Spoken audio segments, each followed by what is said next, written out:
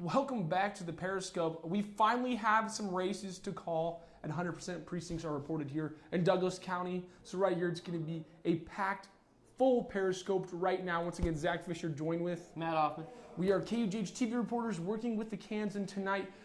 Right away, we have to call the governor's race. CNN and NBC both projects that Laura Kelly will be the governor of Kansas, with 83% of the precincts reporting statewide, and Laura Kelly had 49.8% of the vote then. So Laura Kelly goes out, defeats Chris Kobach, but we also have another call to make too as well. That's right. Right here in the 2nd District, Democrat Paul Davis is projected to be your next congressman. This is we have 71% of the vote. He earned 71% of the vote here in the 2nd District. We have 100% of those precincts reporting, so we have 33,000 votes about for Paul Davis here. But that was also called by NBC, is that correct? Yes. NBC called Paul Davis, so big news there. Or CNN, correction, yes, sorry. CNN no problem. Called, yeah. CNN calls Paul Davis to be the next congressman from the 2nd District. That's huge because, as we talked about, if Paul Davis wins the 2nd District, a lot of people are saying the Democrats will win the House. We've been seeing that a lot from different news organizations saying it's leaning towards the Democrats. The U.S. House Representative leaning towards the Democrats. Paul Davis's win here would indicate that he did extremely well here in the 2nd District. That's really where he needed to, here in Douglas County in the 2nd District. That's really where he needed to do well. A lot of liberals here, and they came through for him in a big way. So again, Paul Davis, your next congressman. And another call that we can make out of the 3rd District, so not Douglas County, Sharice Davids. She is the first Native American congresswoman ever, and she's the first lesbian elected congresswoman from the state of Kansas. And that was CNN calling that as well. So that is official from District 3. So all the big races are called. They're wrapped up. We still have the last 20% of the precincts coming in. But Matt, what's the most shocking thing? Not talking about District 3 right now, because that in itself is very cool and a very historical mark in Kansas history right now. For sure, but for the governor's race and in between the 2nd District, what's the most surprising thing there of those both being called early, some could say, for the Democrats? Well, that's what's crazy is we were here, almost nothing was happening, and then all of a sudden we get a bunch of numbers in a row. But no, I think the most surprising thing is Greg Orman didn't really take away from Laura Kelly. This is an early call in the night for Laura Kelly. We thought we might be here till midnight. We may not know till tomorrow who is going to be the next governor. Now, again, this is unofficial, but reputable news sources calling it, so we're confident to relay that to you. I'm just surprised here in Douglas County, Greg Orman only had 3.52% of the vote. He was polling around 8%, so he had a huge drop-off.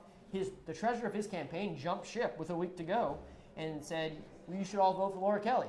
So I think that may have helped, that may have played a role, but I think the most surprising thing is Greg Orman failed to win again. He ran for Senate in the past, in 2014 lost, and he didn't hurt Laura Kelly tonight, and I think that's why we're able to call this so early and so decisively.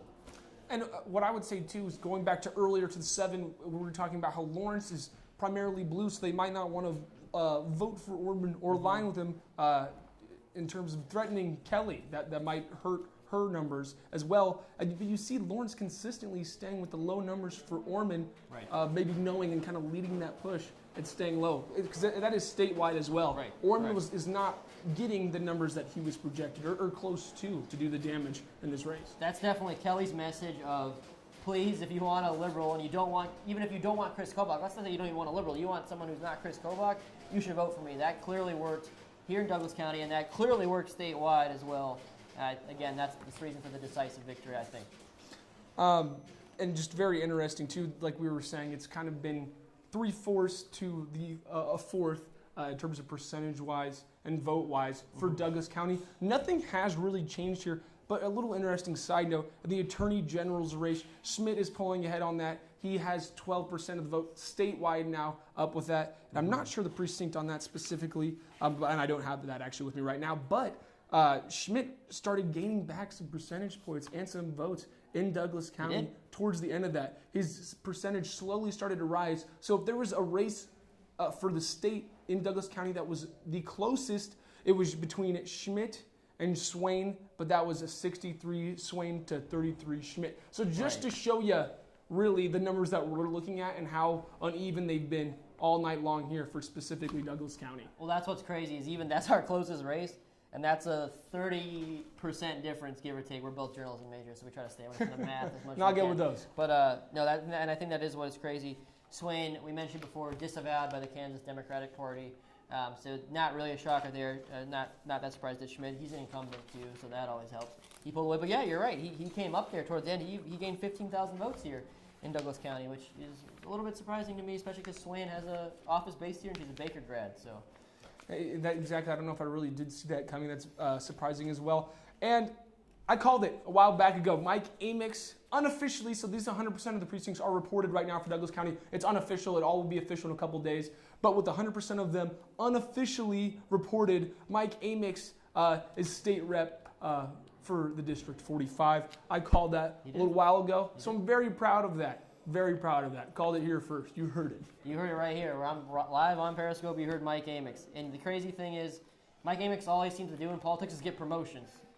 He's a city commissioner, then he's a county commissioner, then he's back to city commission, then he's the mayor, then he's the vice commissioner, now he's the state rep. So I'm not sure what's next. I don't know if he's planning on, does he have an eye on the state senate? Does he have an eye on Congress? Who knows? We saw him here today, but he's got to feel good. I mean, winning so decisively. He has about 9,500 votes. Cynthia Smith about 4,100, and that's a sweeping victory. He clearly has a mandate.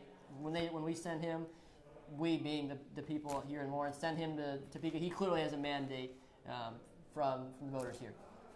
And very cool too there, he is undefeated in terms of the political arena. So some could say that the sky is the limit, and who knows what is next, because he's, performed consistently over and over and over again. So just winding down this breaking news that we just had, with Paul Davis being called for the 2nd District, Sharice Davids being called for the 3rd, and Kelly being the new Democratic governor of Kansas. It has been an interesting and a fast night, Matt. Something that I'm not sure if I really expected. What about you? It went from, the saying, it went from 0 to 100. It went Real from quick. It went from 0 to 150. We were just sitting here. We didn't get numbers for about 40 minutes and then all of a sudden the printer's actually right behind us. The guy who hands out the notes was coming back to back with notes. So yeah, it really did go so quickly. But the blue wave that everyone was predicting, I think it crashed into Kansas. And you're very right with that too. Talking about all over the country, blue wave, blue wave, blue wave.